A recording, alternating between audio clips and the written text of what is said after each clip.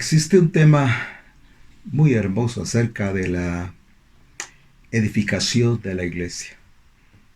Hermanos y amigos, es un privilegio compartirles algunos pensamientos del capítulo 16 del libro de Mateo y el versículo 13, donde hay dos preguntas sumamente interesantes. El verso 13 del capítulo 16 de Mateo dice: viniendo Jesús a las partes de Galilea de Filipo, preguntó a sus discípulos diciendo: ¿quién dicen los hombres que es el Hijo del Hombre? Y ellos dijeron, unos Juan el Bautista, y otros decían Elías, y otros decían Jeremías o alguno de los profetas. Aquí hay dos conceptos que yo quiero ir manejando ya aquí. En este verso 16, respondiendo a Simón Pedro, dijo: y tú eres el Cristo, el Hijo del Dios viviente, porque la pregunta ya no fue precisamente para aquellos que tenían otra idea, sino ahora para sus discípulos. Y en este punto, la primera respuesta es que ¿quién dicen los hombres que es el Hijo del Hombre? Entonces, aquí vemos que hablando de la naturaleza de Jesús, tú eres el Hijo del Hombre, hablando de su naturaleza humana. Pero en la otra pregunta y respuesta es cuando Pedro dice: tú eres el Cristo, hablando de la divinidad.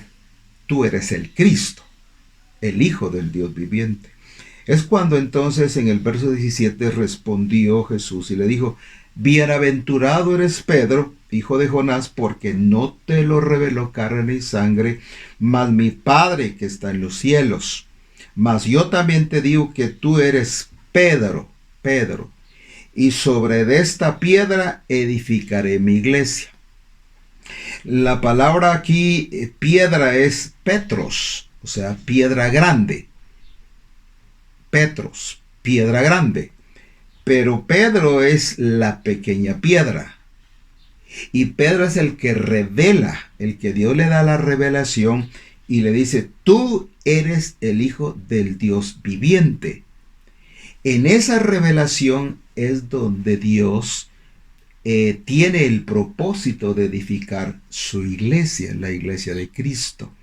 Es decir, sobre la verdad esa, no la verdad de Pedro, de Petros, de piedra pequeña, sino la verdad esa que dice: tú eres el Cristo, el Hijo del Dios viviente.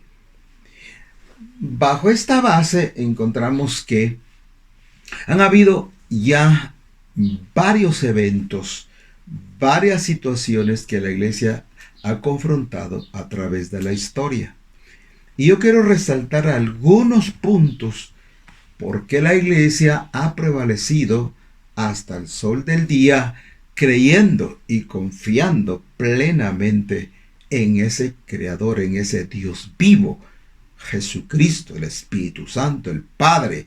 Es muy interesante marcar estos eventos, porque vemos que a lo largo de la historia la iglesia siempre ha tenido una convicción del verdadero Dios. Entonces, Mateo capítulo 16 es interesante cuando aquí el Señor dice: edificaré mi iglesia. Entonces, ¿a través de quiénes está edificando esa iglesia? La está edificando a través de ministros, los ministros primarios o el ministerio quíntuple, pues el ministerio completo que Pablo dejó establecido en capítulo 4 y verso 11 del libro de Efesios. Estableció los 5 ministerios para edificación de los santos. Para esto y para lo otro empieza a dar un listado del propósito de los ministerios. Entonces Jesús está hablando que él va a edificar a su iglesia con estos ministerios. Hombres y mujeres que están trabajando siempre en la obra de Dios a través de la historia. Muy bien. Ahora, pensemos siempre entonces en esos 2000 años atrás, cuando en el libro de los Hechos, capítulo 2, se va formando esa iglesia. Entonces hay un pasaje en el Antiguo Testamento que es muy importante y es un pasaje que me llama poderosamente la atención en el Salmo 126, donde dice: los que sembraron con lágrimas, con regocijo segarán, e irán andando y llorando el que lleva la preciosa simiente, mas volverán a venir con regocijo trayendo sus gavillas. Este pasaje es impresionante, porque la iglesia a través de los siglos ha sembrado la palabra y ha sufrido. Es una iglesia de mucho sufrimiento. Por eso yo quiero que usted le ponga atención al título de nuestro tema. Es interesante porque es una cuestión que se está viviendo hoy.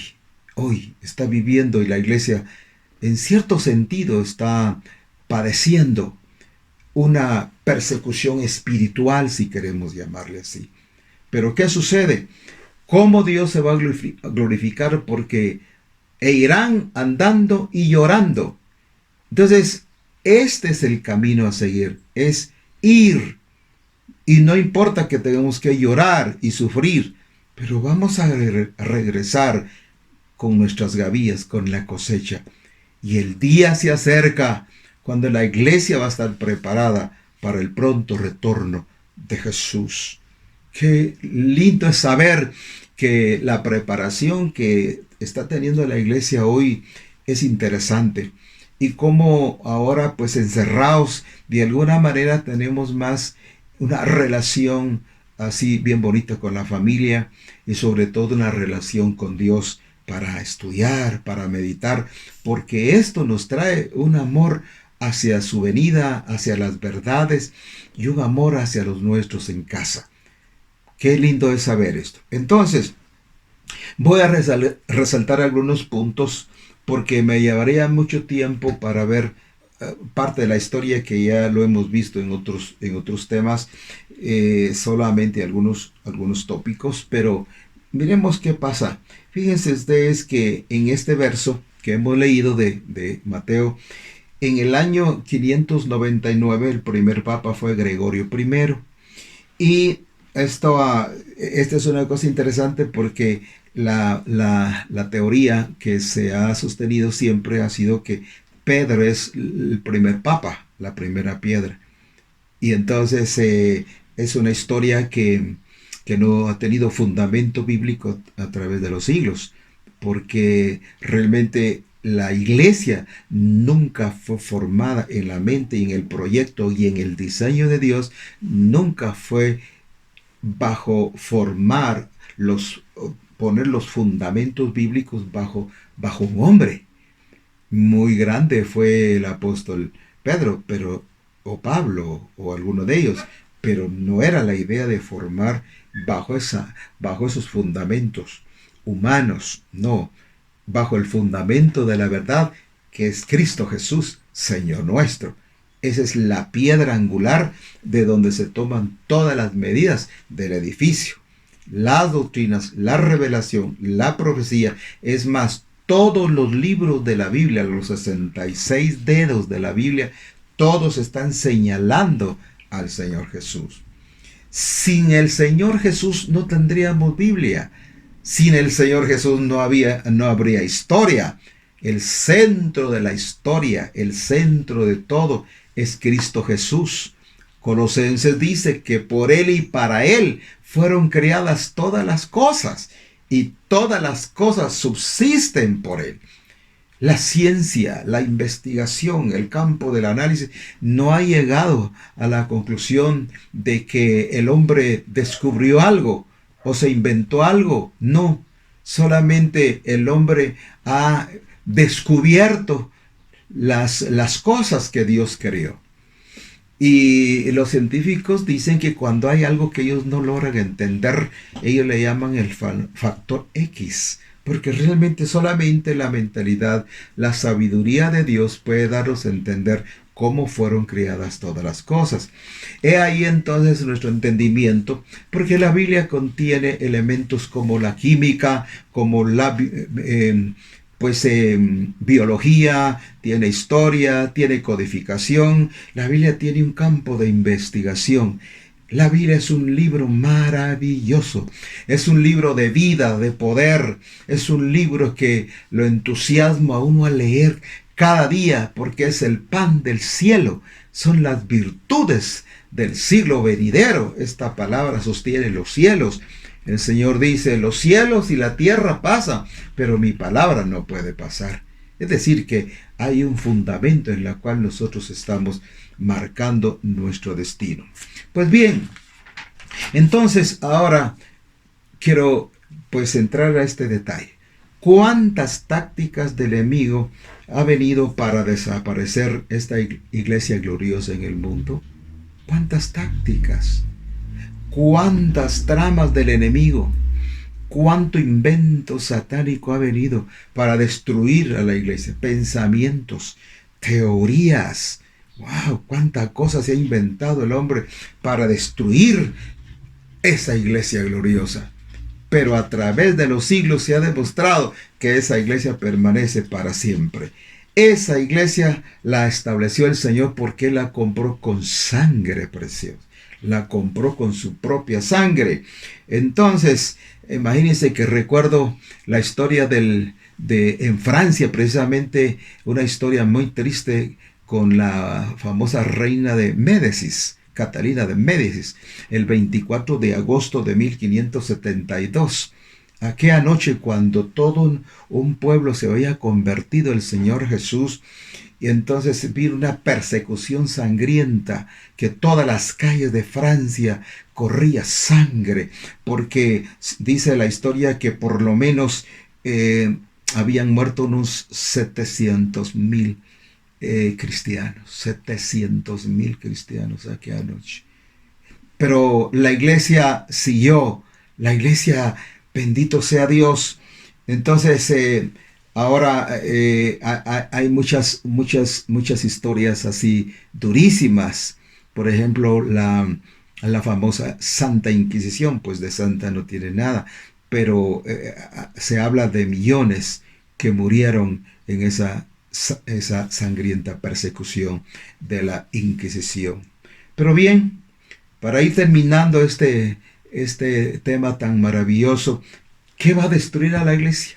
Nada ni nadie. Nadie la va a destruir. Entonces, vamos a ver, Pablo nos da un listado de cosas eternas, de cosas maravillosas que las vamos a ver en un momento. Por ejemplo, Pablo dice en Romanos capítulo 8 y verso 31, pues ¿qué diremos? Dice Pablo. Si Dios con nosotros, ¿quién contra nosotros? El que a su propio Hijo no perdonó, antes lo entregó por todos nosotros, ¿cómo nos dará también con él todas las cosas? ¿Quién acusará a los escogidos de Dios?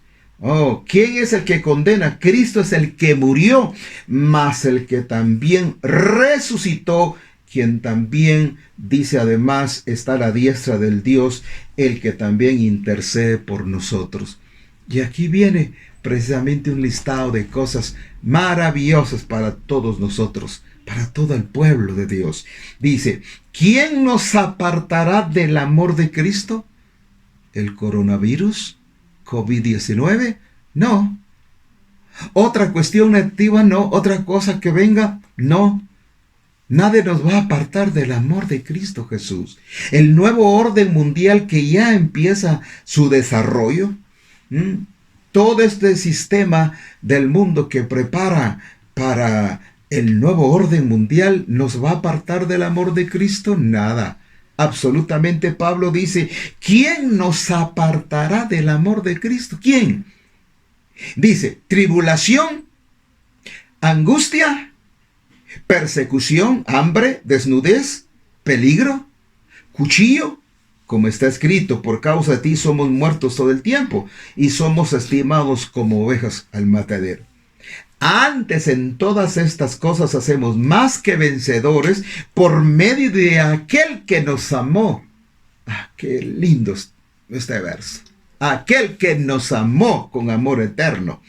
Antes, todas estas cosas hacemos más que vencedores por medio de aquel que nos amó.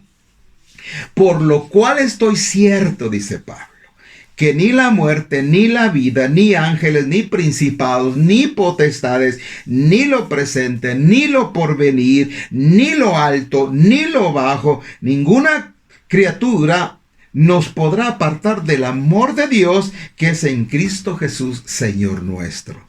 Hermanos, ¿qué les parece a ustedes este listado? ¿Qué les parece estas promesas maravillosas? Concluyendo entonces, ni el mundo, ni la espada, ni la sangre de los mártires, ni los conjuros, ni las vanas artes, ni las maldiciones, ni las brujerías, ni las pestes, ni hambre, ni las herejías, ni las imitaciones, ni el engaño de este mundo. Nada humano nos va a apartar del amor que es en Cristo Jesús, Señor nuestro. Pablo ya lo estableció claramente, que ni lo bajo, ni lo alto, ninguna cosa creada, ni el COVID-19 nos va a destruir nuestra fe que es en Cristo Jesús. Tengamos confianza. Creo que las cosas obviamente nunca van a ser iguales, pero Dios no cambiará. Él no cambiará. Está en su trono. Él está firme en lo que ha establecido. Su pacto es inamovible. Su trono, su autoridad, la voz de mando jamás cambiará. Hermanos, Cristo viene pronto, sí, viene pronto. Pero antes, el Señor nos dice, no teman, yo estoy con vosotros. Todo esto va a ser necesario. Y a veces uno se pregunta, hermano, pero nosotros solos estamos sufriendo aquí en Guatemala, hermano. Y no.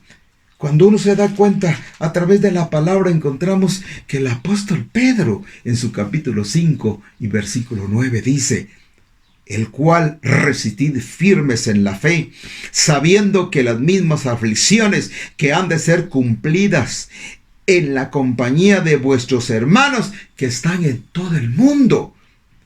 Esta cuestión es mundial y nuestros hermanos están en todo el mundo. Entonces dice Dios, este es un asunto que tiene que ver con su iglesia en el mundo. Este asunto tiene que ver no con las cosas naturales y materiales y cosas que pasan en el ámbito natural y en el ámbito espiritual allá, sino este es un asunto que tiene que ver en nuestra comunión con Dios. No le digo en nuestra relación, porque una relación se rompe. Pablo establece que esta es una comunión, es Cristo y su iglesia, es su iglesia y Cristo. Así que si Cristo estableció su iglesia y Él la está edificando, nadie la va a destruir. Oro por ustedes para que en casa podamos tener lo necesario. Y si alguien ha estado padeciendo necesidad, créame que Dios es tu Padre, proveedor, sustentador. Oremos entonces. Quiero bendecir a ese pueblo que está escuchando esta palabra, que está con todo mi corazón compartiéndola para bendición de sus familias, de nuestra nación, de nuestro gobierno, de todo esta cosa que el mundo padece. Oremos. Nuestro Dios y nuestro Padre, te pido en el nombre de Jesús que la convicción, que la fe esté siempre firme en el corazón de tus santos. Consuélalos, fortalécelos, confórtalos, Padre. Espíritu Santo, tú que estás en este mundo para consolar, consuélalos. Sé positivamente que nuestro Padre está en su trono y que Jesús está a la par del Padre. Pero el Espíritu Santo está en este mundo. Está hoy en día aquí, presente. Está en cada familia, en cada corazón, en cada vida, para fortalecernos y confrontarnos. Por hoy, muchas gracias, Padre. Como ministro, bendigo a tus santos en cualquier lugar. Para gloria de tu santo y eterno nombre he compartido tu palabra. Gracias, Señor. Amén y amén.